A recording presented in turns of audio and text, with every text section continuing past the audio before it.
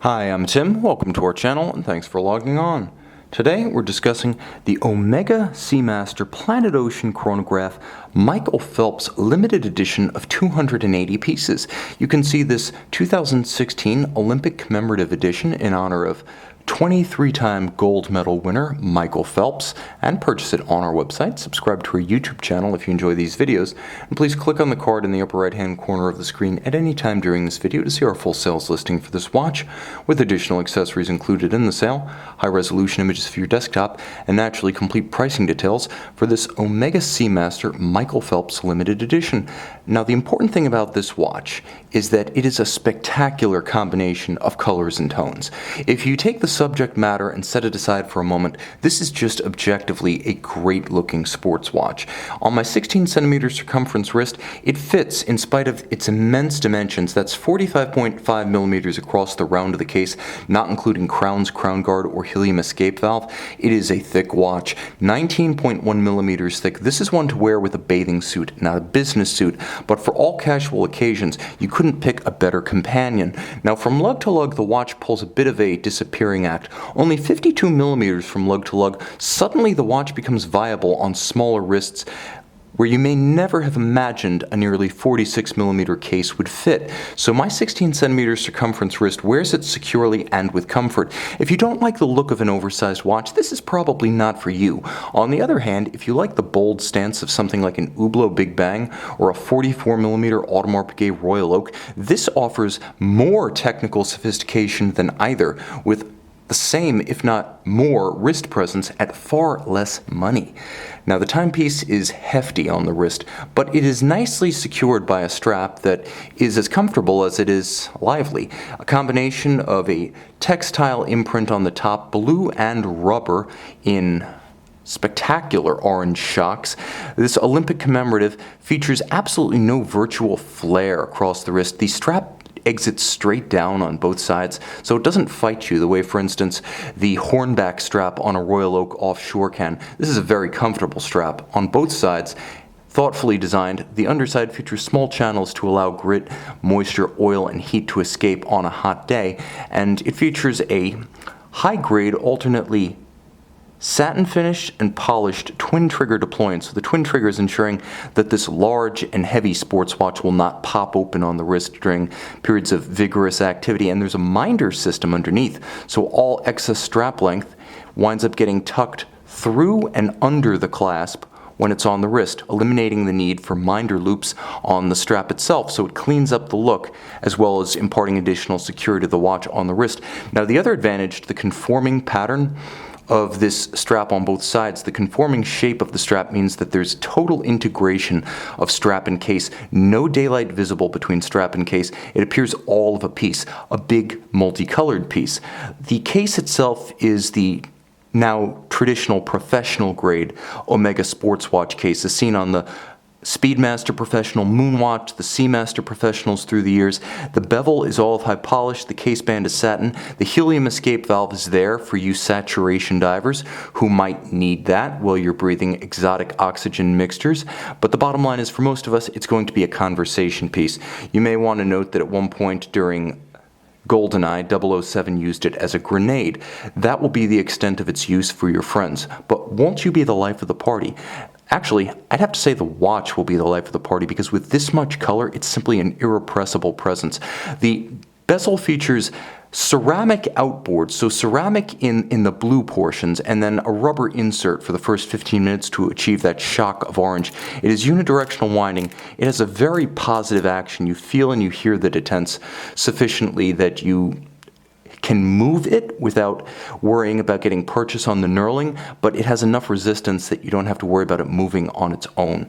Now, the dial, I'm going to ratchet up the aperture for a moment here so you can see the dial to better effect.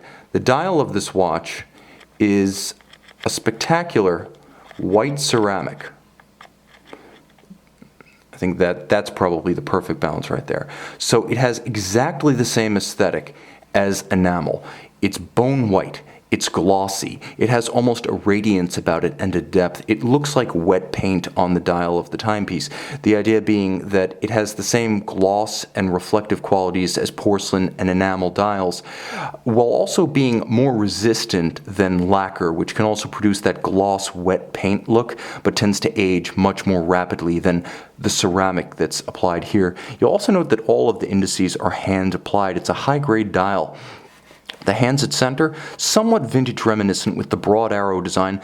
They're also functionally superb. Now you'll note that it is a twin register chronograph design in spite of the fact that it features chronograph hours, minutes, and seconds. Seconds at center, and then the mono counter at 3 o'clock features a blue hand for chronograph hours and an orange hand for chronograph minutes. Constant seconds at 9 o'clock and a discrete date window in a monotone white disc at 6 o'clock. Big orange 12 at 12 o'clock and applied Omega logo and marquee. Now the watch does feature a time zone functionality, so if you were to bring the crown out to its intermediate position, you can actually set the hour hand independently of the seconds, the minutes, and the chronograph function, and you'll note that the watch can actually be set forward and backwards as you travel across the international date line with no hazard to the movement. Now, if you do want to hack and stop the movement altogether, it has that too. Stop seconds by pulling the crown out to its extremity. Now, the timepiece also features a vertical clutch and a column wheel, so these look like screw-down crowns, but they are in fact not screw-down crowns. They're always accessible at a moment's notice. Thanks to the column wheel, the action is crisp and precise. Thanks to the vertical clutch, there's no undue motion to the chronograph seconds hand. And if you wish to leave it running, the vertical clutch allows you to do that without any additional wear and tear to the movement. Turn the watch over, you can see Michael Phelps' personal signature. Now, 280 pieces of these were made to correspond roughly to the 28 Olympic medals won by Michael Phelps, 23 of them, as we mentioned, being gold. Now, while this is a limited edition of 280 pieces, and yes, Michael Phelps has hung up his Speedo, the Jack Hoyer 85th anniversary Autavia that we just reviewed on this channel suggests that while careers may have finite spans, limited editions are forever. Not this one, however. 280 pieces and a special one, the last of Michael Phelps' active career as a swimmer. Now, the timepiece features Omega's Naiad caseback, so it aligns perfectly from top to bottom regardless of how it's fitted. It's designed to perfectly align itself so the text always lands in the same place, oriented top to bottom, every time it gets serviced. Moreover, the caseback covers the Omega Master coaxial caliber 9900. It is a master chronometer, the new METAS standard developed with the Swiss Federal Institute of Metrology. It is a fully cased up test of water resistance, winding efficiency, power reserve, chronometric precision to meet and exceed the COSC standards.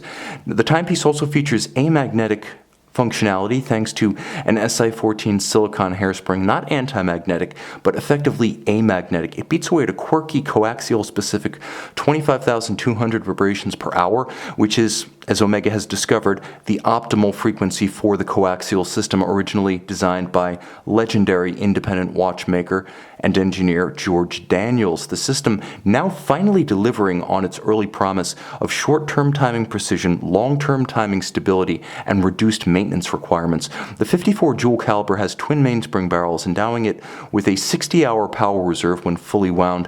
Of course, you can see some of the elements that I discussed earlier, including a skeletonized portion of the bridge that lets you view the column wheel mechanism. But if you look at the balance bridge itself, there are quite a few details that I haven't mentioned that do warrant a special attention. Let's get a little bit closer. See if we can focus just a little bit more. Now you can see a full balance bridge anchored on both sides. This is more stable than a single side cantilevered balance cock, and you'll note a free sprung index. The two features combined to create a very shock resistant timepiece, most apropos given its sporting intent and the subject matter. Now, of course, it is a beautiful movement. Although mechanically finished, it's done with an original notion of how to make a caliber attractive. You note the circular Côte de Genève on the recessed portion of the balance bridge, as well as the spiraling arabesque coat across the winding mass and the bridges. Also note that all of the screws have been blackened rather than polished or blued. Thoughtful, handsome, and in a watch laden with features and technical sophistication, most appropriate. A handsome and rare take on the Omega Seamaster Planet Ocean. You can see and you can purchase this 280-piece Michael Phelps limited edition on our website.